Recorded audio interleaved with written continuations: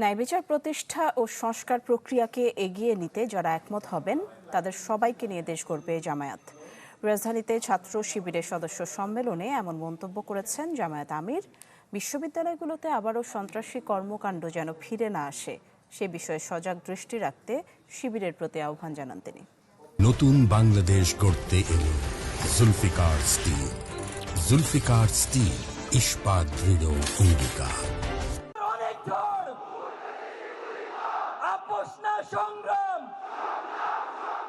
রাজধানীর আন্তর্জাতিক চীন মৈত্রী সম্মেলন কেন্দ্রে 2026-27 মেয়াদে ছাত্র শিবিরের নেতৃত্ব নির্বাচনে কেন্দ্রীয় সদস্য সম্মেলন।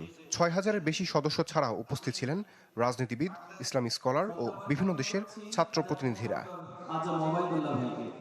সম্মেলনে জামাত সেক্রেটারি জেনারেল জানান, বুদ্ধিবৃত্তিক রাজনীতিতে পিছিয়ে থাকা ব্যক্তিরাই শিবিরের বিরুদ্ধে মিথ্যাচার করেছে।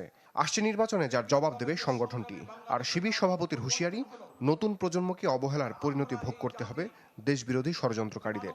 তারা ইসলামী ছাত্র শিবিরকে স্বাধীনতা বিরোধী বলেছে, রক কাটা বলেছে, গুপ্ত বলেছে, কিন্তু প্রমাণ করেছে রাজনৈতিক পরিবর্তনের পর সত্য উদ্ভাসিত হয়েছে। 4টি পাবলিক বিশ্ববিদ্যালয় এবং জনগণ তাদেরকে প্রত্যাখ্যান করে প্রমাণ করেছে তোমাদের সব মিথ্যাচার হচ্ছে, মিথ্যা, অসত্য, বিভ্রান্ত।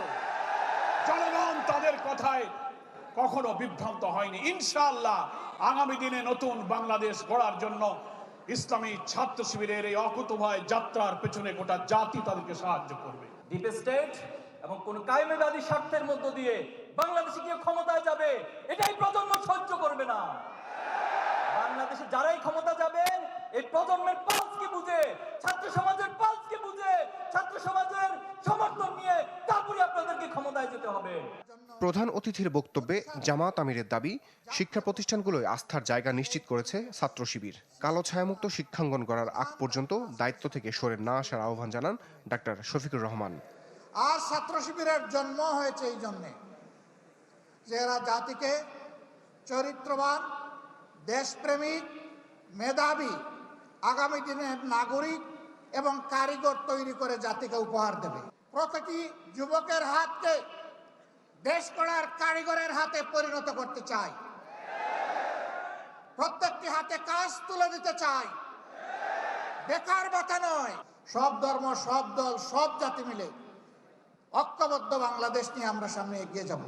ঐক্যবদ্ধ বাংলাদেশ বিনির্মাণে রাজনীতিবিদদের দুর্নীতিমুক্ত ন্যায় বিচার প্রতিষ্ঠা ছাড়াও সংস্কার প্রক্রিয়াকে এগিয়ে নেওয়ার প্রতিশ্রুতি চান জামাতের শীর্ষ নেতা। ছাত্র শিবির জিন্দাবাদ। রমিজ হুসাইন, চ্যানেল 24, ঢাকা।